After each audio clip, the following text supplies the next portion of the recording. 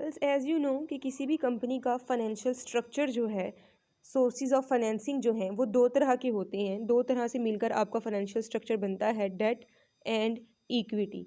ये दो बेसिक चीज़ें हैं जिनको हम यूज़ करते हैं अपनी कंपनी को फाइनेंस प्रोवाइड करने में। हमें पैसा चाहिए तो या तो हम डेट होल्डर से पैसा मांगेंगे या फिर हम इक्विटी होल्डर्स को इक्विटी जो है शेयर्स इशू करेंगे। ठीक है, चाहे आपके डेट होल्डर्स हों चाहे आपके इक्विटी होल्डर्स हों, दोनों इन्वेस्टर्स कहलाते हैं। ठीक है, दोनों आपकी कंपनी में इन्वेस्ट कर रहे हैं। अगर हम देखें तो दोनों है तो एक्सटर्नल फाइनेंसिंग ही ना। अगर आपके इक्विटी होल्डर्स हैं जिनको हम शेयर होल्डर्स भी कहते हैं, जो कि हमें कैपिटल प्रोवाइड कर रहे होते हैं, आपके ऑनर्स बन जाते हैं तो वो भी एक्सटर्नल ही ना। ठीक है, होते ही दोनों सोर्सेज जो हैं वो एक्सटर्नल फाइनेंसिंग ही है, दोनों को हम इन्वेस्टर ही कहते हैं। चाहे डेट होल्डर हो चाहे इक्विटी होल्डर हो, दोनों का काम हमें फाइनेंस प्रोवाइड करना है। अब हम इक्विटी होल्डर्स को या इक्विटी को कैपिटल भी कहते हैं। ठीक है, आप कहते हो कि आपको कंपनी स्टार्ट करनी है तो आपको कैपिटल की ज़रूरत है, सरमाए की ज़रूरत है, पैसा चाहिए। तो जो इक्विटी होल्डर्स होते हैं या जो आप अपनी कंपनी में इक्विटी लेकर आते हो वो आपका कैपिटल कहलाता है। दूसरा आपका डेट है जिसको हम लोन भी कह सकते हैं, जब आप कर्ज की शेप में पैसा लेते हो वो आपका डेट कहलाता है। ठीक है, debt holders and equity holders दोनों आपकी कंपनी को क्या प्रोवाइड कर रहे हैं, फाइनेंस प्रोवाइड कर रहे हैं। हमने देख लिया कि दोनों एक्सटर्नल फाइनेंसिंग के सोर्सेज हैं, दोनों आपकी कंपनी को जो है वो मनी प्रोवाइड कर रहे हैं, आपकी कंपनी को फाइनेंस प्रोवाइड कर रहे हैं। ठीक है, लेकिन there is a huge difference between debt holders and equity holders. तो अभी हम वो डिफरेंस पढ़ेंगे। So girls let's see the difference between equity capital and debt और लोन। दोनों सोर्सेज ऑफ फाइनेंसिंग ही हैं। जो फर्स्ट मेन डिफरेंस आता है वो ये है कि हम इक्विटी होल्डर्स को ऑनर्स कहते हैं। हमारी कंपनी के ये ऑनर्स होते हैं जो कि कंपनी को कैपिटल प्रोवाइड करते हैं। और जो हमारे डेट होल्डर्स या फिर लोन होल्डर्स होते हैं जो कि आपकी कंपनी को क्रेडिट प्रोवाइड कर रहे होते हैं, लोन दे रहे होते हैं, उनको हम क्रेडिटर्स कहते हैं। ठीक है, तो फर्स्ट डिफरेंस तो यही है कि हम जब भी कॉल करेंगे कैपिटल होल्डर्स को, शेयर होल्डर्स को या फिर इक्विटी होल्डर्स को, तो दे आर ऑनर्स। ठीक है, ऑनर्स और क्रेडिटर्स में मेन डिफरेंस क्या है? ऑनर आपकी कंपनी के मालिक बन जाते हैं। ठीक है, दे हैव वोटिंग राइट, वो आपकी कंपनी के डिसीजंस में पार्टिसिपेट कर सकते हैं। क्रेडिटर्स के पास ये सारा कुछ नहीं होता। क्रेडिटर्स आपको जो है वो मनी प्रोवाइड करते हैं कुछ कंडीशंस पे। ठीक है, तो वो कंडीशंस भी डिफरेंस में आती हैं, तो हम वन बाय वन वो भी देख लेते हैं। गर्ल्स दोनों कैपिटल प्रोवाइड करते हैं, पैसा प्रोवाइड करते हैं, लेकिन दोनों में डिफरेंस कहाँ पर आता है? जब ऑनर्स पैसा देते हैं या इक्विटी होल्डर्स आपकी कंपनी को पैसा देते हैं तो वो लाइफ टाइम के लिए होता है। ठीक है, फॉर एग्जांपल आप किसी कंपनी के शेयर्स परचेज करते हो, और शेयर्स आपके पास हैं, पैसा आपकी कंपनी के पास चला जाएगा। वो शेयर्स जो हैं वो हमेशा के लिए रहेंगे जब तक कंपनी लिक्विडेट नहीं होती। लिक्विडेट होने का मतलब होता है, डिसॉल्व होने का मतलब होता है कंपनी का ख़त्म हो जाना। आपने खुद देखा होगा, नेस्ले कंपनी है या फिर आप कितनी कंपनीज़ के नाम सुनते हो, वो आप उनकी कमर्शियल्स में देखते होंगे 150 साल 200 साल, ये कंपनीज़ लाखों साल, मतलब लाखों साल कह रही हूँ, मीन्स 100 ऑफ द ईयर्स चलती हैं। ठीक है, कंपनीज़ जो है वो इतनी जल्दी बंद नहीं होती। तो कंपनी जब तक रहेगी तब तक आपका इक्विटी या फिर जो आपके कैपिटल होल्डर्स हैं वो अपना जो है शेयर सेल नहीं कर सकते। मतलब शेयर्स तो रहते हैं, वो ट्रांसफ़र कर सकते हैं किसी दूसरे पर्सन को, लेकिन शेयर्स जो हैं वो डिसॉल्व नहीं होते। जब कंपनी ख़त्म होगी, कंपनी लिक्विडेट होगी, तभी वो शेयर्स लिक्विडेट होंगे। ठीक है, और जो क्रेडिटर्स होते हैं उनका क्या है? वो लोन देते हैं कंपनी को। क्रेडिटर्स मतलब जो आपके बॉन्ड होल्डर्स हैं, जो कि हमने इससे प्रीवियस चैप्टर पढ़ा है बॉन्ड का, तो बॉन्ड्स आपके डेट होता है। ठीक है, जब आप डेट देते हो तो आपने देखा कि उसके ऊपर आपको एक fixed rate of interest receive हो रहा होता है, उसके ऊपर मेंशन होता है। ठीक है, तो उसका जो डेट होता है वो आप अपनी कंपनी को देते हो, उसके ऊपर उसकी मैच्योरिटी डेट भी मेंशन होती है कि 10 साल बाद, 20 साल बाद या फिर 30 साल बाद आपको ये वाले जो है बॉन्ड्स की अमाउंट वापस ले लेना और आप हमें बॉन्ड्स वापस कर देना। मतलब जो बॉन्ड्स हैं वो लिक्विडेट हो जाते हैं, कंपनी चाहे ख़त्म हो चाहे ना हो। जो बॉन्ड्स के ऊपर डेट मेंशन होती है या जो डेट के ऊपर डेट मेंशन होती है उस पर उसने क्या होना होता है?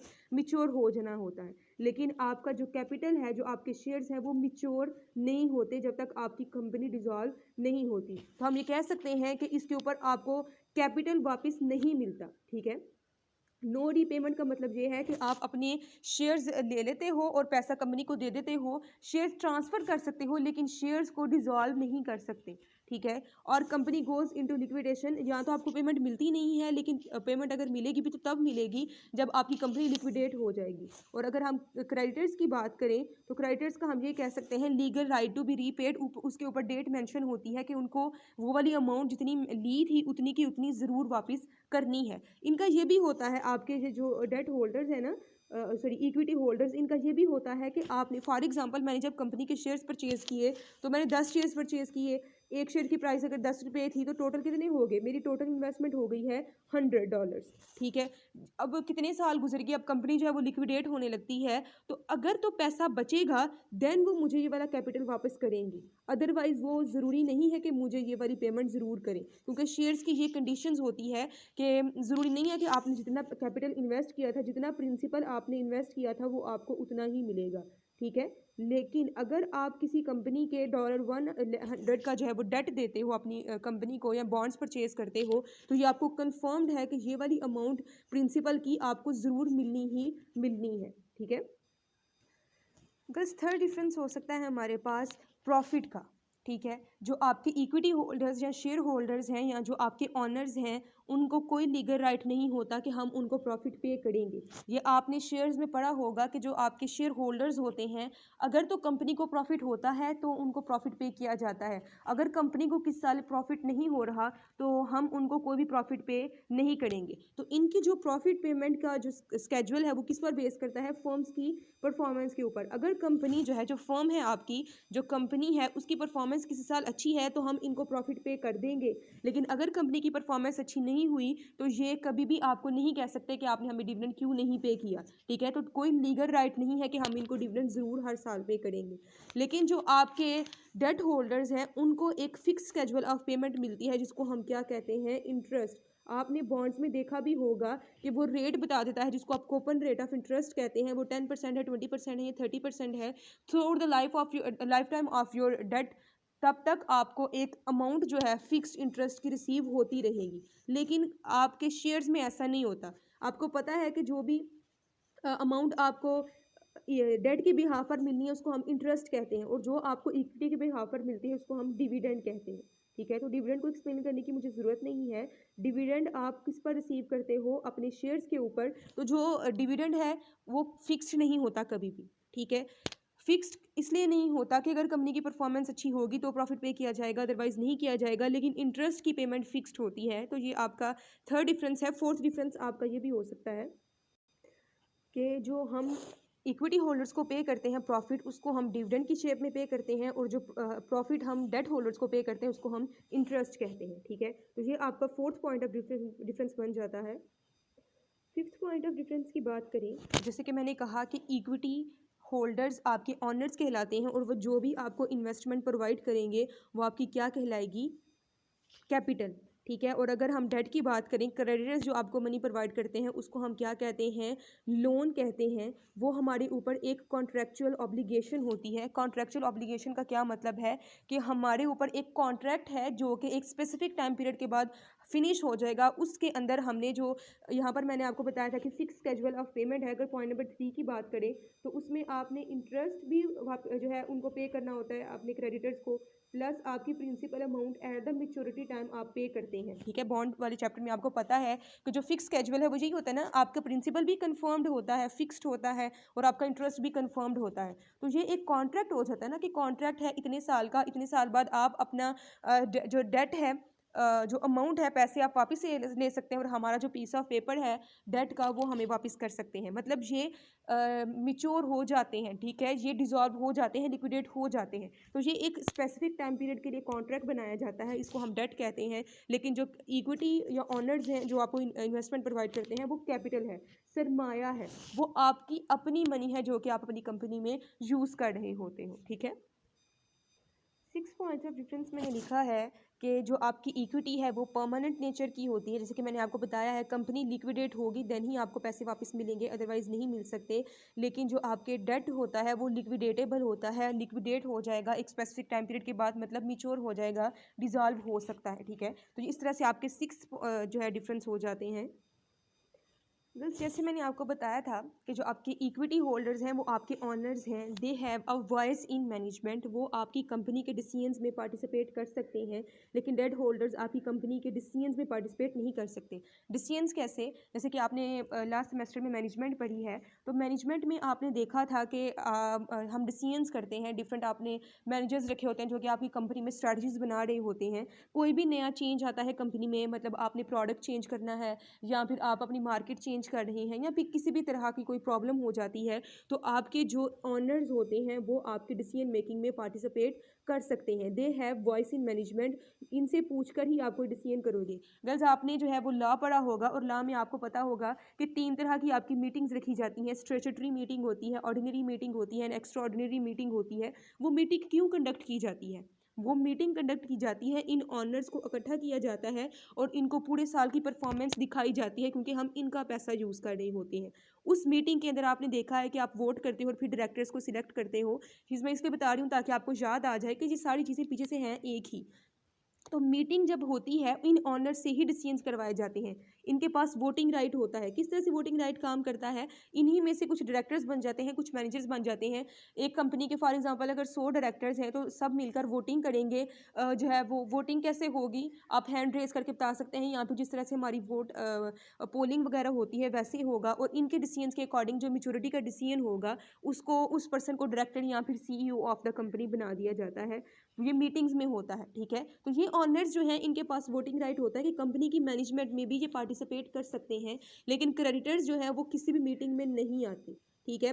क्रेडिटर्स का काम सिर्फ मनी प्रोवाइड करके अपनी जो फिक्स्ड पेमेंट्स हैं उनको एंजॉय करना है, ठीक है? दे don't have any voting right. लेकिन अगर कंपनी जो है वो लिक्विडेट हो रही है या फिर कंपनी जो है नेगेटिव परफॉर्मेंस की तरफ चली जाती है, कंपनी को लॉसेस होने लग जाते हैं, उस केस में इनको खतरा होता है, इनको रिस्क होता है कि कंपनी हमारी जो फिक्स्ड पेमेंट्स हैं लॉसेस की वजह से हो सकता है कि ना पे कर सके। तो उस केस में क्योंकि इनके पास लीगल राइट है, अगर कंपनी इनको इंटरेस्ट या फिर प्रिंसिपल पे नहीं कर पाती तो ये कंपनी को सू कर सकते हैं। तो ये इनके पास वोटिंग राइट तो नहीं होता लेकिन इनके पास जो है कॉन्ट्रेक्चुअल ऑब्लिगेशन है, लीगल राइट है कि ये कंपनी को सू कर देंगे। सू करने का मतलब है कि उसके ऊपर मुकदमा दर्ज कर देंगे, ठीक है? कंपनी के अगेंस्ट केस फाइल कर सकते हैं ये, ठीक है? कि ये हमें फिक्स पेमेंट नहीं कर रही क्योंकि ये लीगल है। अगर आपने कहा है कि आपने फिक्स रेट ऑफ इंटरेस्ट पे करना है तो आपके ऊपर ये एक ऑब्लिगेशन है, आपकी एक जिम्मेदारी है। आप पे नहीं करोगे तो आपको जो है वो केस फाइल हो जाएगा आपके ऊपर, आपको पनिशमेंट होगी, ठीक है? तो owners have legal right and voice in management and decision making, but creditors don't have that. Last point आ जाता है आपके पास डिफरेंस का, क्लेम ऑन एसेट्स, ठीक है? क्लेम ऑन एसेट्स और इनकम, ये चीज़ हम पहले भी पढ़ चुके हैं कि प्रॉफिट्स आपको पे किए जाते हैं कंपनी की परफॉर्मेंस को देखते हुए इक्विटी होल्डर्स को। अगर कंपनी किसी साल अच्छा परफॉर्म करती है तो इनको हम डिविडेंड पे कर देते हैं। अगर कंपनी अच्छा परफॉर्म नहीं करती तो they don't have any right to claim the profits of the company. Same as आप जिस तरह प्रॉफिट्स के ऊपर नहीं क्लेम कर सकते उसी तरह आप कंपनी के एसेट्स के ऊपर भी क्लेम नहीं कर सकते। For example company bank corrupt हो जाती है। बैंक करप्ट होने का मतलब ये होता है कि कंपनी के एसेट्स जो हैं वो कम है, कंपनी की जो लाइबिलिटीज़ जो डेट है वो ज़्यादा है। मतलब आपने जो लोगों से कर्ज लिया हुआ है वो ज़्यादा हो गया है और जो आपकी टोटल जायदाद है वो कम है। उस केस में आप अपनी सारी प्रॉपर्टी को सेल भी कर दोगे देन भी आप अपनी लाइबिलिटीज़ तो पे नहीं ना कर सकते। तो ये सिचुएशन आपकी बैंक करप्टेसी या फिर दिवालिया होना कहलाता है, ठीक है? उस केस में अगर कंपनी बैंक करप्ट हो जाती है तो आप अपने एसेट्स को सेल करते हो कि हम अपने जो है वो डेटर्स को पे क्रेडिटर्स को पे कर सकें। तो कंपनी अपनी सारी के सारी एसेट, सारी की सारी प्रॉपर्टी, सारी की सारी जायदाद को सेल करेगी और सबसे पहले किन को पे करेगी? अपने क्रेडिटर्स को, ठीक है? जब कंपनी के पास पैसे ख़त्म हो जाते हैं, कंपनी बंद होने वाली होती है या फिर कंपनी बैंकरप्ट हो जाती है और जब उसके एसेट्स को सेल किया जाता है तो एसेट्स को सेल करने के बाद जो पैसा बनता है हम कि उस पैसे को यूज़ कैसे करेंगे? क्रेडिटर्स को पे करने के लिए। कभी भी हम उस एसेट्स की अमाउंट को अपने ऑनर्स को पे करने के लिए यूज़ नहीं कर सकते। क्यों? क्योंकि हम पहले ही कह चुके हैं कि there is no repayment of the capital, ठीक है? आपको ज़रूरी नहीं है कि कैपिटल की अमाउंट वापस मिले। जो सिचुएशन मैं आपको बता रही थी कि कंपनी लिक्विडेट हो रही है, कंपनी क्या करती है, अपने सारे एसेट जितनी भी जायदाद होती है उसको सेल करती है। फिर देखते हैं कि हमने किस किस को पेमेंट करनी है। पहले वो अपने सारे टैक्सेस पे करती है, गवर्नमेंट को टैक्सेस पे करती है, फिर अपने क्रेडिटर्स को पे करती है जिनसे उसने लोन लिया होता है। फिर उसके बाद क्या करती है, अगर कुछ बचता है पैसा तो फिर अपने ऑनर्स को पे करेगी। अगर पैसा नहीं बचता तो ऑनर्स क्लेम नहीं कर सकते कि हमें जो है अपना कैपिटल वापस मिलना चाहिए। तो ये सारे डिफरेंसेस हैं जो कि हम देख सकते हैं कि हमारी इक्विटी और डेट में पाए जाते हैं। एक और डिफरेंस बन सकता है वैसे लास्ट पे जो आ सकता है वो है टैक्स ट्रीटमेंट। आपकी इक्विटी कैपिटल जो हैं उसके ऊपर कोई डिडक्शन नहीं होती टैक्स की, लेकिन डेट के ऊपर आपकी इंटरेस्ट की डिडक्शन होती है। ठीक है, मीन्स आपकी टोटल जो प्रॉफिट्स होते हैं, अगर हम अपनी इनकम स्टेटमेंट को देखें, इनकम स्टेटमेंट मैंने एक दफ़ा पहले भी आपके साथ डिस्कस की थी, statement of incomes and expenses. आप क्या करते हो, अपनी टोटल जो सेल्स हुई होती हैं एक साल की, उसमें से अपना कॉस्ट ऑफ गुड्स सोल्ड जिसको CGS कहते हैं उसको लेस करते हो तो आपके पास ग्रॉस प्रॉफिट आ जाता है। ग्रॉस प्रॉफिट में से आपने अपनी ऑपरेटिंग एक्सपेंसेस लेस करने होते हैं, तो लेस करने के बाद जो आपके पास अमाउंट आती है उसको हम कहते हैं earnings before interest and taxes, EBIT। Earnings before interest and taxes या फिर ऑपरेटिंग प्रॉफिट कहलाती है वो आपकी टर्म। ठीक है, तो सिंपल आप यहाँ पर देख सकते हो, यहाँ पर मैंने मेंशन किया हुआ है। नेक्स्ट आपका उसमें से पहले इंटरेस्ट लेस होता है, ठीक है, और फिर आपके टैक्सेस लेस होते हैं। मतलब ये है कि आपका टैक्स डिडक्ट करने की वजह से जो हमारा डेट है वो हमारी लोअर कॉस्ट फाइनेंसिंग बन जाती है। इस जो ये वाला जो नेट प्रॉफिट होता है ना, इसके ऊपर आपने डिविडेंड अभी पे नहीं किया, देख सकते हो आप। ठीक है, अभी आपने डिविडेंड पे करना होता है, लेकिन जो आप टैक्स इंटरेस्ट पे करते हो वो पहले पे कर लेते हो। मतलब गवर्नमेंट आपको ये अलो करती है कि आपने जो डेट लिया हुआ है उसमें से पहले इंटरेस्ट डिडक्ट कर लो। जो आपके पास फिर प्रॉफिट बचता है, डेफिनेटली ये वाली अमाउंट ज़्यादा है, जो operating profit earnings before interest and taxes है वो ज़्यादा है। जब आप उसमें से इंटरेस्ट की अमाउंट को लेस कर दोगे तो जो आपके पास अर्निंग्स बिफोर टैक्सेस बचेंगी वो कम रह जाएंगी। ऐसा ही है ना, इसमें से जब आप इंटरेस्ट को लेस करोगे तो आपके पास जो अर्निंग्स बिफोर टैक्स है EBT वो कम होगी। जितनी कम ये वाली अमाउंट होगी उतना आपको कम टैक्स पे करना पड़ेगा। ठीक है, इसलिए कहा जाता है कि जो डेट है वो आपका लोअर फाइनेंसिंग कॉस्ट आती है, उस पर डेट के ऊपर आपको कॉस्ट कम आती है तो यही ना, हमने दूसरे लोगों का पैसा अपनी कंपनी में यूज़ करना है, उसके लिए हम उनको एक प्राइस पे कर रहे होते हैं, उसी को आप कहते हो ना इंटरेस्ट। जब आप किसी दूसरे पर्सन का पैसा यूज़ करते हो और उस पैसे को यूज़ करने के लिए जो आप प्रॉफिट पे करोगे, जो उसके ऊपर आप एक्स्ट्रा अमाउंट पे करोगे वो आपकी इंटरेस्ट कहलाती है, तो वो आपकी कॉस्ट हो गई ना। अगर मैं कॉस्ट ऑफ फाइनेंसिंग की बात करूं तो फाइनेंसिस आपके पास दो तरह के हैं, equity and debt. Cost of financing मतलब इक्विटी की कॉस्ट क्या कहलाती है, डिविडेंड। ठीक है, और आपके जो डेट है उसकी कॉस्ट क्या कहलाएगी, इंटरेस्ट।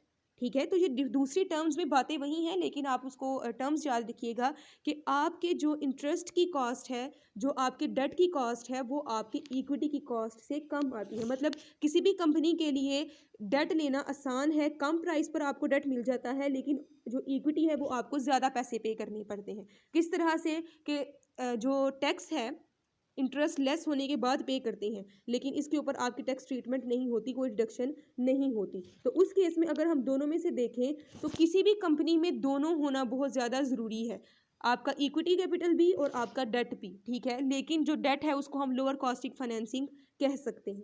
ठीक है, तो ये सारे कुछ मेन डिफरेंसेस थे जो कि बहुत ज़्यादा थे ज़रूरी आपके माइंड में होना।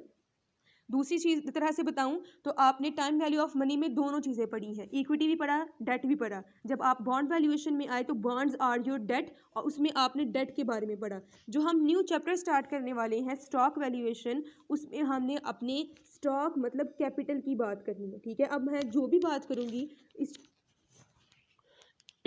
चैप्टर में वो आपकी इक्विटी या फिर कैपिटल के रिलेटेड होगी। तो फीचर्स तो हमने सारे पढ़ लिए हैं कि इसके क्या क्या फीचर्स होते हैं और क्या किस तरह की ये फाइनेंसिंग होती है। अब हम नेक्स्ट तरफ मूव करते हैं। सो इक्विटी और कैपिटल की बात करते हैं।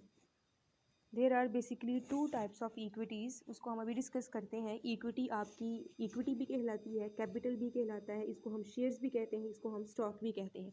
मतलब एक ही चीज़ के मल्टीपल नाम हैं। जो कि आपकी इक्विटी है, आपका कैपिटल बन जाएगा। आप जब कंपनी के शेयर्स परचेज करोगे आप कंपनी के ऑनर्स बन जाओगे। शेयर्स या फिर जो आपके स्टॉक्स हैं वो दो तरह के हो सकते हैं। एक है आपके कॉमन या फिर ऑर्डिनरी शेयर्स। ऑर्डिनरी, कॉमन, दोनों सेम नाम है और जो हम टिपिकली वर्ड यूज़ करते हैं शेयर्स के लिए वो यही शेयर्स होते हैं, कॉमन या फिर ऑर्डिनरी स्टॉक्स। ठीक है, जो कि हम आज पढ़ते आ रहे हैं वो यही शेयर्स होते हैं आपके पास, जो कि सिंपल है, इनको हम कॉमन स्टॉक कहते हैं। दूसरे जो आपके हो सकते हैं उनको हम कहते हैं प्रेफर्ड स्टॉक। ठीक है, तो ये मैं नीचे लिख रही हूँ, प्रेफर्ड स्टॉक। दोनों में डिफरेंस होता है, दोनों आपकी कंपनी के हैं तो शेयर्स ही, लेकिन दोनों में डिफरेंस है। मैंने आपको कहा कि कॉमन या फिर ऑर्डिनरी शेयर्स वो हैं जिनके बारे में हमने डिस्कशंस करनी है, और थ्रू आउट योर बुक आपने अगर शेयर कहीं पे लिखा है तो इसका मतलब कॉमन या फिर ऑर्डिनरी शेयर्स ही होंगे। इनका डिफरेंस हम बाद में देखते हैं, पहले हम कॉमन स्टॉक की बात कर लेते हैं। कॉमन या फिर ऑर्डिनरी शेयर्स के फीचर्स की बात करते हैं। गर्ल्स, आपने आईकॉम में भी पढ़े होंगे शेयर्स की टाइप्स और शेयर होता क्या है। अगर हम सिंपल एक शेयर की बात करें जिसको हम स्टॉक भी कहते हैं, तो शेयर आपका एक पीस ऑफ पेपर होता है या फिर यूनिट ऑफ कैपिटल होता है। ठीक है, ये मुझे स्टार्टिंग से आपको बताने की ज़रूरत नहीं होगी कि कैपिटल किसे कहते हैं। आपकी कंपनी की जो टोटल पैसा होता है, जो टोटल ऑनरशिप होती है, उसको स्मॉल पार्ट्स में डिवाइड किया जाता है और एक पार्ट जो है वो आपका शेयर कहलाता है। ठीक है, उन शेयर्स को हम कॉमन स्टॉक कहते हैं या फिर ऑर्डिनरी शेयर्स भी कहते हैं। वो जो स्मॉल पार्ट ऑफ ऑनरशिप है, अगर आप वो परचेज कर लेते हो तो आप कंपनी के ऑनर्स बन जाते हो। कॉमन स्टॉक होल्डर्स को हम जो है, पहला फीचर में वन बाय वन इनके फीचर्स लिखते जाती हूँ। जो पहला फीचर है इनका, हम इनको कहते हैं कि ये हमारे पास रेजिडुअल ऑनर्स है। रेजिडुअल होता है जो चीज़ बच गई होती है। ठीक है, जो कि जैसे कि पीछे हमने डिफरेंस में पढ़ा था कि अगर कंपनी को किसी साल प्रॉफिट होता है तो हम सबसे पहले अपना इंटरेस्ट पे करते हैं क्रेडिटर्स को, फिर हमने जो एक्सपेंसेस पे करने होते हैं वो सारे एक्सपेंसेस पे करेंगे। अगर कुछ अमाउंट बचेगी तो इनको प्रॉफिट पे किया जाएगा। उसी तरह से कंपनी लिक्विडेट होती है तो उसके एसेट्स को जब सेल करते हैं, तो अगर एसेट सेल करके अपने क्रेडिटर्स को पे करने के बाद कुछ अमाउंट बचेगी, अगर कुछ रेजिडुअल होगा देन इनको पेमेंट होगी, अदरवाइज इनको कोई पेमेंट नहीं होगी। इसलिए हम इनको रेजिडुअल ऑनर्स भी कहते हैं। वैसे तो हमारे ऑनर्स होते हैं ये, लेकिन इनको बची कुछ ही चीज़ें मिलती हैं। प्रॉफिट भी इनको एंड पर पे किया जाता है और अगर कोई कैपिटल वगैरह रिटर्न करना है तो भी इनको एंड पर पे किया जाएगा। ठीक है, आपको ये भी पता है कि कुछ कंपनीज़ जो हैं वो प्राइवेट होती हैं, कुछ कंपनीज़ आपके पास पब्लिक होती हैं। प्राइवेट या फिर पब्लिक कंपनीज़ जो हैं, दोनों में डिफरेंस कहाँ पर आता है। प्राइवेट कंपनीज़ भी शेयर्स इशू करती हैं, लेकिन उनके कुछ कन्फर्म्ड पर्सनस होती हैं, वो उन्हीं को ही शेयर्स इशू करती हैं। या फिर आप ये कह सकते हैं कि private companies can not issue their shares to general public. General public को इनवाइट नहीं कर सकती, इनविटेशन नहीं दे सकती अपनी शेयर्स को परचेज करने का, लेकिन public companies can issue their shares, can issue their prospectus to the general public. कोई भी पब्लिक में से पर्सन उठकर पब्लिक कंपनीज के शेयर्स परचेज कर सकता है। ठीक है, तो ये जो प्राइवेट कंपनीज होती हैं इनके ट्रेडेबल नहीं होते, लेकिन पब्लिक कंपनी के शेयर्स ट्रेडेबल होते हैं। मतलब आप किसी भी मार्केट में, चाहे वो आपकी मनी मार्केट है, चाहे वो आपकी कैपिटल मार्केट है, जिसको आप स्टॉक मार्केट भी कहते हो, वहाँ पर जाकर अपने शेयर्स को ट्रेड कर सकते हैं। तो वो अभी हमारा कॉन्सेप्ट नहीं है, अभी हम प्राइवेट या फिर पब्लिक की बात करते हैं। तो public companies can issue their prospectus and can issue their shares to general public. उसके बाद एक और चीज़ जो है हमारी कॉमन स्टॉक के बारे में, जो कि फाइनेंस में समझना आपके लिए ज़रूरी है, वो है इसकी पार वैल्यू। और आपको पता है कि बॉन्ड्स में भी हमने पार वैल्यू को कॉन्सेप्ट पढ़ा था। पार वैल्यू बेसिकली कहते हैं वो वाली प्राइस जो कि उस चीज़ के ऊपर मेंशन होती है।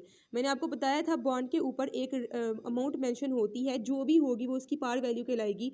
उसी तरह से शेयर्स के ऊपर भी एक अमाउंट मेंशन होती है, जिसके मैंने यहाँ पर आपके सामने एक पीस ऑफ पेपर बनाया है और उसके ऊपर उसकी प्राइस मेंशन है $10। ये वाला शेयर $10 का होगा, यानी कि इसकी मार्केट वैल्यू, सॉरी, जो इसकी पार वैल्यू है वो कितनी होगी, $10 होगी। और ये आपको पता है कि par value and market value दोनों बहुत ही डिफरेंट चीज़ें हैं। पार वैल्यू वो होती है जो उसके ऊपर लिखी हुई होती है, ठीक है, जो उसके ऊपर स्टेटेड होती है। लेकिन मार्केट वैल्यू क्या है, जो कि उस टाइम पीरियड में जिसमें भी हमने उसको सेल करना होगा मार्केट में चल रही होगी। ठीक है, तो पार वैल्यू आपके शेयर के ऊपर लिखी होती है। ज़रूरी नहीं है कि शेयर्स को हम पार वैल्यू के ऊपर ट्रेड करें। Shares are always traded on their market price. ठीक है, यहाँ पर आपको एक चीज़ समझाती हूँ आपको कि पीछे भी मैंने आपको बताया कि जो आपका डेट है वो आपकी लीस्ट कॉस्ट फाइनेंसिंग है, उसके ऊपर आपको कास्ट कम आती है, टैक्स ट्रीटमेंट वाले में मैंने आपको बताया था। तो फिर कोई भी पर्सन किसी कंपनी के शेयर्स क्यों परचेज करेगा। मतलब स्टॉक्स हम परचेज कर रहे हैं सिर्फ इस वजह से कि हम कंपनी के ऑनर बन जाएंगे या डिसीजन मेकिंग कर सकेंगे। बेसिक पर्पस तो हमारा भी पैसा अर्न करना ही है ना। आप अगर किसी को पैसा दे रहे हो तो आपका मकसद है कि मेरा पैसा ज़्यादा हो। ऐसा ही है ना। तो ऑनर्स को क्या फ़ायदा होता है, जो पर्सन कैपिटल परचेज करते हैं किसी कंपनी का, रादर कि वो उस कंपनी को लोन दे लें, तो उनको क्या फ़ायदा होता है वो मैं अभी आपको एक्सप्लेन करती हूँ। अच्छा, अगर हम इनके फ़ायदे की बात करें, एडवांटेजेस ऑफ कॉमन स्टॉक कह लें या फिर इसके पॉजिटिव पॉइंट्स अगर हम देखने लगें, तो पहली चीज़ जो कि मैंने आपको कहा कि आप कंपनी के ऑनर्स होंगे, ठीक है। दूसरा हम ये कह सकते हैं कि आपको डिसीजन मेकिंग, ठीक है। डीएम मीन्स डिसीजन मेकिंग में पार्टिसिपेशन करने का, यानी कि वोटिंग राइट का जो है आपको मिल जाता है, वोटिंग राइट मिल जाता है। ये चीज़ें तो आपको पहले से पता है। दूसरा क्या फ़ायदा है, मनी की शेप में आपको क्या फ़ायदा होगा, आपको डिविडेंड मिलेगा। लेकिन डिविडेंड भी कब मिलेगा, जब कंपनी को प्रॉफिट होगा। तो हम ये भी कह सकते हैं कि सिर्फ डिविडेंड जो है वो एक अट्रैक्शन नहीं है कि हम किसी कंपनी के शेयर्स परचेज करें। जो सबसे बड़ा फ़ायदा गर्ल्स आपके स्टॉक होल्डर्स को या शेयर होल्डर्स को होता है, वो होता है उनकी कैपिटल को इंक्रीज करना, उनकी नेटवर्थ को इंक्रीज करना, जिसको हमने चैप्टर नंबर 1 में भी पढ़ा था, विद द नेम ऑफ के increasing the wealth of share holders, ठीक है। तो मैं यहाँ पर इसको वेल्थ ऑफ शेयर होल्डर्स भी कह सकती हूँ, या फिर हम ये भी लिख सकते हैं कि increase in their capital worth, ठीक है। इनकी वर्थ कैसे इंक्रीज होती है, इनको फ़ायदा क्या होता है शेयर्स को परचेज करने का। जैसे कि मैंने भी आपको बताया पार वैल्यू होती है, जैसे कि हमने देखा था कि बॉन्ड्स को आप जो है वो एट पार जो उसके ऊपर लिखे है उस पर भी सेल कर सकते हो, एट डिस्काउंट भी सेल कर सकते हो, मतलब जो उसके ऊपर लिखी है उससे कम प्राइस पर इशू करना, और एट प्रीमियम भी कर सकते हो। मतलब अगर आपकी कंपनी की वर्थ अच्छी है और अगर आपके पास आइडिया अच्छा है कंपनी का, तो आपके जो ऊपर पार वैल्यू लिखी है उससे ज़्यादा पर आपने इशू कर लिया। आप अगर एक इन्वेस्टर हैं, आपके पास अगर आज पैसे हैं और एक कंपनी आपको पार पे ही फॉर एग्जांपल शेयर इशू कर रही है, उस एक शेयर की प्राइस $10 है, आपने एक शेयर परचेज किया है ₹10 का, ठीक है। आप 1 साल रखते हो, 2 साल रखते हो, कंपनी बहुत अच्छा काम कर रही होती है, आप ये कहते हो कि कंपनी तो बड़ी लंबी चलेगी, मुझे अब इस शेयर की ज़रूरत नहीं है, मुझे अपना पैसा वापस चाहिए। आप क्या करोगे, स्टॉक मार्केट में जाओगे और उस शेयर को ट्रेड कर दोगे। मैंने आपको बताया ना कि शेयर्स जो हैं वो ट्रांसफरेबल होते हैं, लिक्विडेटेबल नहीं होते। उनको आप कंपनी में जाकर वापस नहीं ले सकते। आपने अगर उनको सेल करना है, ट्रेड करना है, तो आप स्टॉक मार्केट में चले जाते हो। आप कहते हो कि मतलब कोई भी दूसरा पर्सन आएगा, आपसे वो शेयर परचेज़ कर लेगा और आपको उसकी मार्केट प्राइस पे करेगा। मतलब जब आपने परचेज़ किया था तो वो ₹10 का होगा, ठीक है, एट पार पर जो आपने परचेज़ किया था। जब आप सेल करने जाओगे, कंपनी की वर्थ अच्छी हो जाती है, तो आपने उसको मार्केट प्राइस पर, और गर्ल्स आपको पता है कि किसी भी शेयर की मार्केट प्राइस जो है वो बहुत ज़्यादा भी हो सकती है, ठीक है। फॉर एग्जांपल वो ₹50 भी हो सकती है। मतलब एक चीज़ जो कि आपने आज से 2 साल पहले पार वैल्यू पर $10 की परचेज़ की थी, आज से 2 साल बाद कंपनी की वर्थ अच्छी होने की वजह से आप उसको $50 का सेल कर दोगे। मीन्स अगर जो है वो रफली प्रॉफिट देखा जाए तो आपको $40 का प्रॉफिट होगा। इसको कहते हैं increase in the wealth of share holders, ठीक है।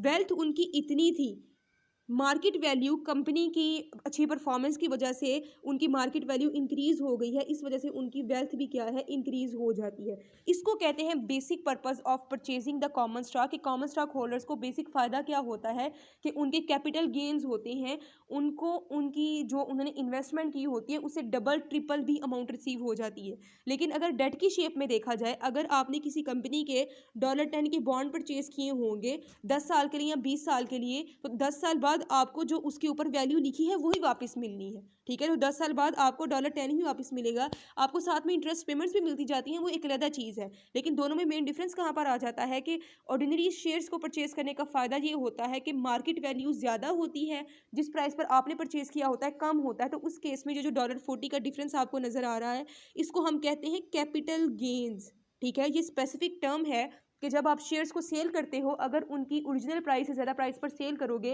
तो वो आपके क्या बन जाएगा, कैपिटल गेन। तो कॉमन स्टॉक परचेज करने के ये सारे फ़ायदे हो जाते हैं किसी भी पर्सन को, इसीलिए कॉमन स्टॉक इन्वेस्टर्स के लिए बेस्ट ऑप्शन होता है। रिस्की भी नहीं होता और सेफ भी होता है, ठीक है। तो बेस्ट ऑप्शन जो इन्वेस्टर्स के लिए है वो कॉमन स्टॉक है। अगर कंपनी के पॉइंट ऑफ व्यू से देखें कि उनको कॉस्ट किस फाइनेंसिंग पर कम आती है, तो वो कंपनी के लिए डेट होता है। लेकिन इन्वेस्टर्स के लिए बेस्ट चॉइस क्या है कि वो कॉमन स्टॉक परचेज करें। फीचर्स डिस्कस कर रहे थे हम कॉमन स्टॉक के, मैंने अंदर आपको कुछ एडवांटेजेस बताए, कुछ बेनिफिट्स बताए। अब हम दोबारा जो है वो अपनी फीचर्स की तरफ चलते हैं। जैसे कि मैंने बताया कि पार वैल्यू लिखी हुई होती है, कभी हम उनको डिस्काउंट पर इशू करते हैं, कभी हम उनको प्रीमियम पर इशू करते हैं, कभी वह हम उनको पार पर ही इशू कर लेते हैं। उस तरह से जो आपके ऑनर्स होते हैं उनका आपकी कंपनी में जो है ये फोर्थ वाला आपका फीचर बन जाता है, प्रीएम्प्टिव राइट होता है। प्रीइम्प्टिव राइट। प्रीइम्प्टिव राइट मतलब फर्स्ट राइट है इनका, जो आपके ऑनर्स हैं उनका कंपनी के ऊपर फर्स्ट राइट है। फर्स्ट राइट क्या है? अच्छा, आपको कैपिटल का पता होगा, जैसे कि मैंने बताया कि कंपनी का टोटल कैपिटल छोटे छोटे पार्ट्स में हम डिवाइड करते हैं। एक पार्ट आपको ये भी पता होगा कि जब आपकी कंपनी बनती है, गर्ल्स मेमोरेंडम याद है, मेमोरेंडम ऑफ एसोसिएशन, ठीक है। अगर किसी ने आईकॉम नहीं भी किया तो अब तक कितने सेमेस्टर्स आप पढ़ चुके हैं कि आपको कैपिटल के बारे में इंफॉर्मेशन होगी। तो अगर हम कैपिटल की जहाँ पर डिस्ट्रीब्यूशन की बात करें, तो जब कंपनी बनती है, कंपनी को जब स्टार्ट किया जाता है, तो हम जो है अपना एक मेमोरेंडम बनाते हैं, ठीक है। ये आपका एक इंपॉर्टेंट डॉक्यूमेंट होता है, इसको हम मेमोरेंडम ऑफ एसोसिएशन कहते हैं, MOA। ये एक डॉक्यूमेंट होता है जिसके ऊपर बेसिकली 6 तरह के कंटेंट्स मेंशन होते हैं। आपकी कंपनी का नाम, आपका ऑथराइज्ड ऑफिस, उसके अलावा जो है आपने अपना ऑथराइज कैपिटल मेंशन करना होता है। तो हमारा बेसिक कंसर्न यहाँ पर कैपिटल के साथ है कि जब भी कोई कंपनी बनती है, अपना मेमोरेंडम जो एक लीगल डॉक्यूमेंट होता है वो बनाती है, उसके ऊपर एक अमाउंट मेंशन करती है कि हमने जो कंपनी स्टार्ट करनी है इतने पैसों के साथ करनी है। ज़रूरी नहीं है कि वो पैसा आपके पास हो, ज़रूरी ये है कि आपने वो वाला कैपिटल जो है वो किसी भी जो है लॉ के अंडर रजिस्टर करवाया होगा, उसको कहते हैं जो आपका रजिस्टर्ड कैपिटल होता है। रजिस्टर्ड कैपिटल भी कह सकते हैं, ऑथराइज्ड कैपिटल भी उसको ही कहते हैं, ठीक है। तो ये वो अमाउंट होती है जो कि आपने किसी लॉ के अंदर रजिस्टर्ड करवाई होती है। ये आपकी टोटल अमाउंट होती है जो कि आप थ्रू आउट द लाइफ अपनी कंपनी में इशू कर सकते हो, उससे ज़्यादा नहीं कर सकते। अगर आप इस अमाउंट से जो एक लिमिट सेट कर देते हैं आप, जिसको आप रजिस्टर्ड कैपिटल या फिर ऑथराइज कैपिटल कहते हैं, अगर आपने उससे ज़्यादा इशू करना है तो पहले आपको उस लॉ के अंडर जाकर परमिशन लेनी पड़ती है। तो इसको हम रजिस्टर्ड या फिर ऑथराइज कैपिटल कहते हैं, जो कि आपके पास एक बाउंड्री है, एक लिमिट बन जाती है जिससे ज़्यादा आप इशू नहीं कर सकते। उसमें से कुछ आप जो है वो इशू कर देते हो, इशू मतलब पब्लिक को प्रोस्पेक्टस के थ्रू इशू करवा देते हो। कुछ आपका अन इशूड कैपिटल होता है, कुछ आपका कॉल्ड कैपिटल होता है, कॉल्ड अप कैपिटल, कुछ आपका अनकॉल्ड अप कैपिटल कहलाता है। ये चीज़ें आपने लॉ में पढ़ी होंगी, इसलिए मैं ज़्यादा एक्सप्लेन नहीं कर रही, बस रिमाइंड करवाना चाहती हूँ कि ये चीज़ें सेम वही हैं। तो कैपिटल जो रजिस्टर्ड कैपिटल होता है वो आपका ज़्यादा होता है, इशूड कैपिटल आपका कम होता है। फॉर एग्जांपल आपकी कंपनी बनी, आपने अपना ऑथराइज कैपिटल जो है वो लिखा, आप अपनी ऑथराइज कैपिटल में से कुछ पोर्शन इशू कर देते हो। अब कुछ साल गुजरने के बाद आपको ज़्यादा पैसों की ज़रूरत पड़ती है, तो आप ये सोचते हो कि डेट इशू करने की बजाय हम ऐसा करते हैं, ऑथराइज कैपिटल में से कुछ पोर्शन इशू कर देते हैं, ठीक है। तो वो आप पोर्शन जब इशू करोगे तो आपके जो प्रीवियसली शेयर होल्डर्स होंगे, जो कि आपने पहले अपना शेयर्स इशू किए थे, उन शेयर होल्डर्स का राइट ज़्यादा है। जो मैं पॉइंट आपको डिस्कस करना चाह रही हूँ वो प्रीइम्पटिव राइट है पॉइंट आपका, कि आपके शेयर होल्डर्स का आपकी कंपनी के ऊपर प्रीइम्पटिव राइट है कि जब भी कंपनी दोबारा अपना शेयर्स इशू करती है, नई शेयर्स इशू करती है, तो वो पुराने वाले शेयर होल्डर्स को पहले पूछेगी, क्या आप हमारी कंपनी के मज़ीद शेयर्स परचेज करना चाहते हैं। ये ज़रूरी है आपकी हर कंपनी के लिए कि जब भी वो फर्दर इशू करती है अपने कैपिटल को, तो वो पहले अपने शेयर होल्डर से पूछती है कि क्या आप हमसे शेयर्स परचेज करना चाहते हैं। पहले वो उनको सेल करेगी, देन जो है वो जनरल पब्लिक के पास दोबारा जाएगी। इसका आपके शेयर होल्डर के साथ लिंक क्या है, देखें। आप एक कंपनी के शेयर्स परचेज करते हैं, आप एक कंपनी के पिछले 10 साल से शेयर होल्डर हैं। अब नए शेयर होल्डर्स ऐड होंगे तो number of share holders increase हो जाएंगे। जितने नंबर ऑफ़ शेयर होल्डर्स ज़्यादा होंगे उतना ही प्रॉफिट आपको कम मिलेगा। नंबर ऑफ़ शेयर्स ज़्यादा हैं, नंबर ऑफ़ शेयर होल्डर्स ज़्यादा हैं, तो एक एक पर्सन के पास जो प्रॉफिट की रेशो है वो कम होती जाएगी। सिंपल वर्ड्स में, अगर आपकी मदर के पास जो है वो 10 रुपये हैं और वो जो है उनके पास जो बच्चे हैं वो 20 हैं, ठीक है। अगर 10 होंगे तो सबके पास 1-1 रुपया आ जाएगा ना, वो 1-1 रुपया 10 बच्चों को दे देंगी। अगर बच्चे जो हैं वो 20 हो जाते हैं तो उनको आधा-आधा रुपया देना पड़ता है, ठीक है। अगर बच्चे 40 हो जाएंगे तो उस हाफ का भी हाफ पोर्शन वो हर किसी को देंगी। ऐसा ही है ना। तो जितने शेयर्स इंक्रीज होते जाएंगे उतना ही प्रॉफिट हमारा कम होता जाता है। इसलिए अगर कंपनी जो है वो नए शेयर्स इशू करना चाहती है तो वो पहले अपने पुराने शेयर होल्डर से पूछेगी। ये कहलाता है आपके शेयर होल्डर्स का प्रीइम्पटिव राइट, कि जब भी कोई भी इशू करने लगेगी कंपनी शेयर्स, तो पहले इनसे पूछेगी। अगर वो नहीं पूछती और वो फर्दर शेयर्स इशू कर देती है और जनरल पब्लिक्स को शेयर्स इशू करेगी, तो नंबर ऑफ़ शेयर्स इंक्रीज़ हो जाएंगे। ये जो नंबर ऑफ़ शेयर्स इंक्रीज़ हो जाते हैं ना, इस कॉन्सेप्ट को कहते हैं डिल्यूशन। डिल्यूट होना होता है कम हो जाना, ठीक है। जैसे कि मैंने आपको बताया है आपकी मदर वाला कि जैसे जैसे वो नंबर ऑफ शेयर्स इंक्रीज होते जाएंगे वैसे वैसे जो आपको अमाउंट रिसीव होनी है, पहले वो आपको 1 रुपया मिल रहा था, फिर हाफ मिला, फिर उस हाफ का भी हाफ आपको रिसीव हो रहा है। तो आपका जो प्रॉफिट है, वो जो आपका राइट है, वो डिल्यूट मतलब कम होता जा रहा है। तो अगर नंबर ऑफ शेयर्स इंक्रीज होते हैं तो डिल्यूशन ऑफ ऑनरशिप फेस करनी पड़ती है आपके शेयर होल्डर्स को। आपकी जो ऑनरशिप है वो डिमिनिश हो जाती है, कम हो जाती है, इसीलिए आपके शेयर होल्डर्स के पास प्रीम्पटिव राइट ऑफ इशुएंस है। आप पहले अपने पुराने शेयर होल्डर्स को पूछते हो, फिर फर्दर कैपिटल इशू करते हो, ठीक है। और जब एक शेयर होल्डर्स पुराने वाले शेयर होल्डर को कोई नए शेयर्स इशू किए जाएँ, तो जो न्यू शेयर्स उसको इशू किए जा रहे होंगे उनको हम कहते हैं राइट शेयर्स। ये भी आपने टाइप्स ऑफ शेयर्स में पढ़ा होगा, right shares and bonus shares. Bonus भी कभी आपको बताऊंगी, लेकिन यहाँ पर जिसकी बात है वो राइट शेयर्स की है कि अगर कंपनी फर्दर अपना कैपिटल इशू करती है, तो अगर वो पुराने वाले शेयर होल्डर्स को ही नए वाले शेयर्स इशू कर देती है, तो जो शेयर्स होंगे वो क्या कहलाएंगे? राइट शेयर्स, ठीक है। ये सारा आपका जो है वो ऑथराइज कैपिटल है, आउटस्टैंडिंग कैपिटल का भी आपको पता है, इशूज शेयर्स का भी आपको पता है। ये सारा आप पढ़ते हो लॉ में, जिसको आप बिजनेस लॉ या फिर कंपनी लॉ कहते हो। कंपनी लॉ में आपने डिफरेंट शेयर्स की टाइप्स भी पढ़ी हैं, डिफरेंट कैपिटल की टाइप भी पढ़ी हैं, किस तरह से कंपनीज अपना मेमोरेंडम ऑफ एसोसिएशन इशू करती हैं, किस तरह से कंपनी को रजिस्टर्ड करवाया जाता है। तो ये वो चीज़ें हैं, ठीक है। उसके अलावा जो एक कॉन्सेप्ट जो कि हमने पहले भी देखा था वो है वोटिंग राइट का। और मैंने आपको पहले भी बताया था कि वोटिंग राइट क्या है, ठीक है। जैसे मैंने आपको बताया कि आप वही कंपनी लॉ में पढ़ते हो कि आपकी 3 तरह की मीटिंग्स होती हैं, उन मीटिंग्स में आप डिसीजंस करते हो। तो जो आपके शेयर होल्डर्स होते हैं, जितने किसी पर्सन के पास कंपनी के शेयर्स हैं, उतना ही उसके पास वोटिंग राइट होगा। मतलब अगर मेरे पास एक शेयर है तो मेरा जो वोटिंग राइट है वो 1% है। अगर मेरे पास किसी कंपनी के जो है वो 20% शेयर है तो मेरे पास 20% वोटिंग राइट है। अगर मेरे पास किसी कंपनी के 50% शेयर्स हैं तो मेरे पास कंपनी के डिसीजंस में पार्टिसिपेट करने का 50% राइट है, ठीक है। मैंने आपको पहले भी बताया था कि कंपनी के शेयर्स लाखों करोड़ों में होते हैं, ठीक है। तो आप एक शेयर परचेज करते हैं तो आप माइनर शेयर होल्डर बनेंगे। अगर आप किसी कंपनी के 30% या फिर 40% शेयर्स परचेज कर लेते हो तो फिर आप कंपनी के मेजर शेयर होल्डर बन जाते हो, ठीक है। जिनका 1-2 शेयर होता है कंपनी में, वो वोट करने नहीं आते, उनको कभी इन्वाइट ही नहीं किया जाता। इन्वाइट किनको किया जाता है?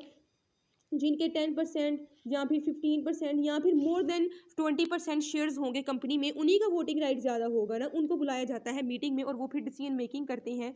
यहाँ पर वो प्रॉक्सी स्टेटमेंट का वर्ड यूज़ करेगा। प्रॉक्सी बेसिकली कहते हैं किसी सब्सटीट्यूट को। मतलब मैं एक कंपनी का शेयर होल्डर हूँ और मुझे मीटिंग में इनवाइट किया जाता है, लेकिन किसी भी रीज़न की वजह से मैं मीटिंग में नहीं जा पाता, तो मैं एक प्रॉक्सी स्टेटमेंट लिखूंगा और उसमें ये मेंशन करूंगा कि मेरे जो वोट्स हैं वो मैं इस वाले शेयर होल्डर को ट्रांसफ़र कर देता हूँ।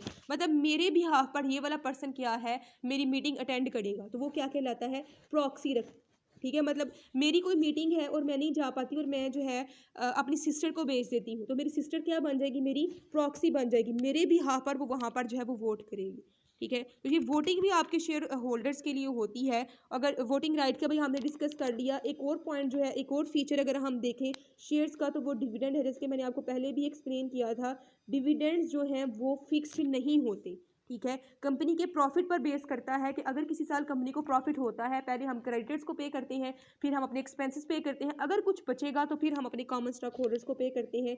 ये जो डिविडेंड है वो ईयरली भी पे किया जाता है, मंथली भी पे किया जाता है, सेमी एनुअली भी पे किया जा सकता है, क्वार्टरली भी पे किया जा सकता है, ठीक है।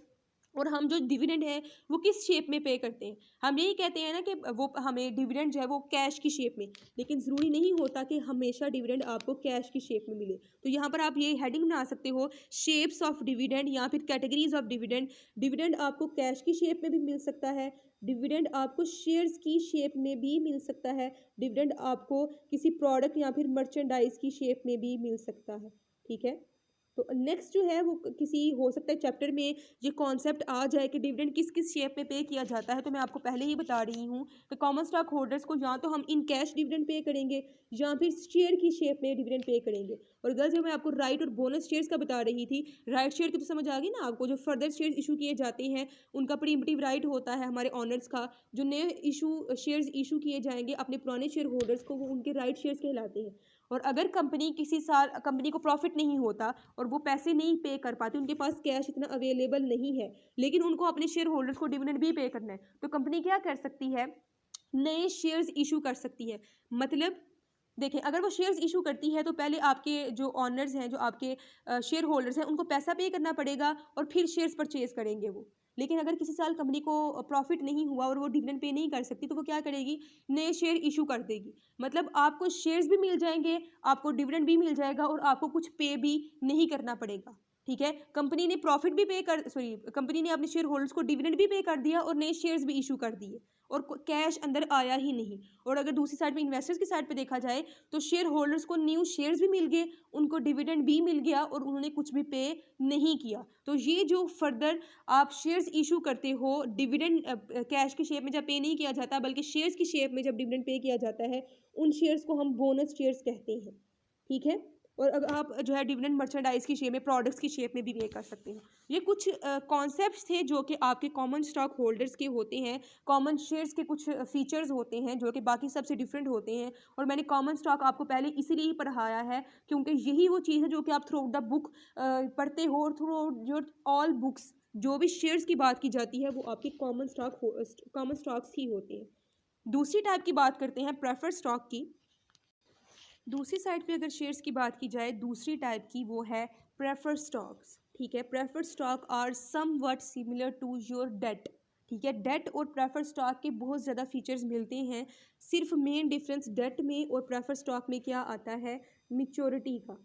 ठीक है, कि आपका जो डेट है वो मिच्योर हो जाता है, लेकिन जो प्रेफर्ड स्टॉक होल्डर्स हैं उनकी भी कोई मिच्योरिटी डेट नहीं होती। ठीक है, प्रेफर्ड स्टॉक्स में बेसिकली डेट और इक्विटी दोनों के फीचर्स पाए जाते हैं। ठीक है, ये सुपीरियर होते हैं आपके कॉमन स्टॉक से, लेकिन डिफरेंस आ जाता है कॉमन स्टॉक में और प्रेफर्ड स्टॉक में। कहाँ पर डिफरेंस आएगा कि आप जो है प्रेफर्ड स्टॉक को फिक्स्ड डिविडेंड पे करते हो। हमने अभी पीछे देखा कि कॉमन स्टॉक होल्डर्स को डिविडेंड जो है वो कंपनी की परफॉर्मेंस की बेस पर मिलता है, लेकिन जो आपके प्रेफर्ड स्टॉक होल्डर्स हैं उनको फिक्स्ड डिविडेंड रिसीव होगा। जो जैसे आपके शेयर्स होते हैं उनके ऊपर एक पार वैल्यू लिखी होती है, उस तरह से प्रेफर्ड स्टॉक होल्डर्स के ऊपर भी एक पार वैल्यू मेंशन होती है, उसके ऊपर उनका रेट ऑफ डिविडेंड भी मेंशन होता है। हमने उस रेट के ऊपर उनको हर साल डिविडेंड ज़रूर पे करना है। जो मैंने आपके सामने एक इनकम स्टेटमेंट बनाई थी, ये वाली जो हमने इनकम स्टेटमेंट बनाई थी, अगर इस स्टेटमेंट की बात करें गर्ल्स, तो जो आपका इंटरेस्ट पे कर दिया, फिर आपके पास टैक्स भी डिडक्ट कर दिया, आपके पास बचा नेट प्रॉफिट। इस नेट प्रॉफिट में से आप इसको यूज़ कैसे करोगे गर्ल्स? किसी भी कंपनी में कोई प्रॉफिट होता है या फिर पैसा आता है तो उस पैसे को सबसे पहले यूज़ किया जाता है क्रेडिटर्स को पे करने के लिए। क्रेडिटर्स को पे करने के बाद हम अपने एक्सपेंसेस पे करते हैं। उन एक्सपेंसेस को पे करने के बाद अगर कुछ बचता है तो वो बचने वाली अमाउंट क्या कहलाएगी? अगर वो हमारे पास यहाँ पर वो नेट प्रॉफिट है, उस नेट प्रॉफिट को हम यूज़ कैसे करेंगे? एक नेट प्रॉफिट का जो पोर्शन है हम पे करेंगे सबसे पहले प्रेफर्ड स्टॉक को पे करने के लिए, प्रेफर्ड डिविडेंड पे करने के लिए। दूसरा हम यूज़ करेंगे कॉमन स्टॉक को पे करने के लिए और तीसरा हम यूज़ करेंगे रिजर्व्स या फिर रिटेन्ड अर्निंग्स को मेंटेन करने के लिए। ठीक है, दोबारा से बताती हूँ, किसी भी कंपनी में कोई प्रॉफिट होता है तो सबसे पहले क्रेडिटर्स को यानी कि डेट होल्डर्स को पे किया जाता है, फिर आप अपने एक्सपेंसेस पे करते हो, फिर आप इन्हें क्या करना होता है, उस प्रॉफिट में से पहले प्रेफर्ड डिविडेंड पे करना होता है, यानी कि प्रेफर्ड स्टॉक होल्डर्स को कॉमन स्टॉक होल्डर्स से पहले डिविडेंड पे किया जाता है। ठीक है, अगर कुछ बचता है उस प्रॉफिट में से फिर कॉमन स्टॉक होल्डर्स को डिविडेंड पे किया जाता है और अगर उसमें से कुछ बच जाता है तो फिर हम रिटेन कर लेते हैं उनको फ्यूचर यूज़ के लिए, जिसको आप कहते हो कि मैंने ये चीज़ जमा रखी है, अगर आने वाले सालों में मुझे हो सकता है इसकी ज़रूरत पड़े, तो वो रिजर्व्स बन जाते हैं आपके। ठीक है, तो यहाँ पर हम प्रेफर्ड डिविडेंड की बात कर रहे थे कि उसके ऊपर हमने एक प्रेफर्ड अमाउंट, एक फिक्स्ड अमाउंट पे करनी होती है, जैसे कि अभी हमने पीछे देखा है कि हम अपने क्रेडिटर्स को पे करने के बाद अपने प्रेफर्ड स्टॉक होल्डर्स को एक fixed amount of dividend pay करते हैं। उसके अलावा हम इनको जो है जैसे ही कंपनी लिक्विडेट होगी, हमने कहा था कि शेयर होल्डर्स को हम लिक्विडेशन के ऊपर कैपिटल वापस नहीं करते, उनकी कोई रीपेमेंट नहीं होती, लेकिन प्रेफर्ड स्टॉक होल्डर्स की भी रीपेमेंट होती है। जिस तरह से डेट आप वापस करते हो, डेट में से आपने प्रिंसिपल अमाउंट को रिटर्न करना होता है, उस तरह से आप फिक्स्ड प्रॉफिट स्टॉक को भी रिटर्न ज़रूर करते हो। ठीक है, इसमें भी प्रेफर्ड स्टॉक होल्डर्स जो है आ जाते हैं। ये प्रेफर्ड स्टॉक है उसकी डिफरेंट काइंड्स आ जाती हैं, आपने पढ़ी होंगी नाम में, कन्वर्टेबल, नॉन कन्वर्टेबल। कन्वर्टेबल ऐसे होते हैं जिनको आप कॉमन शेयर्स में कन्वर्ट कर सकते हो, लेकिन नॉन कन्वर्टेबल को कॉमन शेयर्स में कन्वर्ट नहीं किया जा सकता। उसके अलावा कुछ आपके प्रेफर्ड स्टॉक जो है वो मिच्योर हो जाते हैं, कुछ आपके प्रेफर्ड स्टॉक मिच्योर नहीं होते, कुछ कुछ कम्युलेटिव होते हैं, कुछ नॉन कम्युलेटिव होती हैं। कम्युलेटिव होने का मतलब ये होता है कि अगर किसी साल कंपनी को अनसफिशिएंट कैपिटल सॉरी प्रॉफिट की वजह से वो इनको कोई डिविडेंड पे नहीं कर सकी, तो पिछले साल का डिविडेंड जमा हो जाएगा अगले साल के डिविडेंड में। मतलब अगर किसी साल कंपनी इनको प्रॉफिट नहीं पे करती, तो अगले साल पिछला भी पे करेगी और आने वाला भी पे करेगी। ये होते हैं कम्युलेटिव प्रेफर्ड शेयर्स। कुछ होते हैं नॉन कम्युलेटिव प्रेफर्ड शेयर्स कि अगर किसी साल कंपनी को प्रॉफिट नहीं हुआ और वो इनको इनका फिक्स्ड डिविडेंड पे नहीं कर पाई, तो अगले साल फिर वो प्रीवियस वाला पे करने के लिए लायबल नहीं है। ये कुछ टाइप्स आ जाती हैं जो कि आपने लॉ में भी पढ़ी होंगी, इसलिए इनको ज़्यादा हमें एक्सप्लेन करने की ज़रूरत नहीं है। मेन फीचर्स हमने दोनों के देख लिए हैं, प्रेफर्स के भी और कॉमन के भी। और आपको ये भी पता है कि कॉमन स्टॉक होल्डर्स को जो जब हम इशू करते हैं शेयर्स तो किस तरह से करते हैं, ठीक है। आपने पूरा प्रोसेस पढ़ा हुआ है लॉ की बुक में।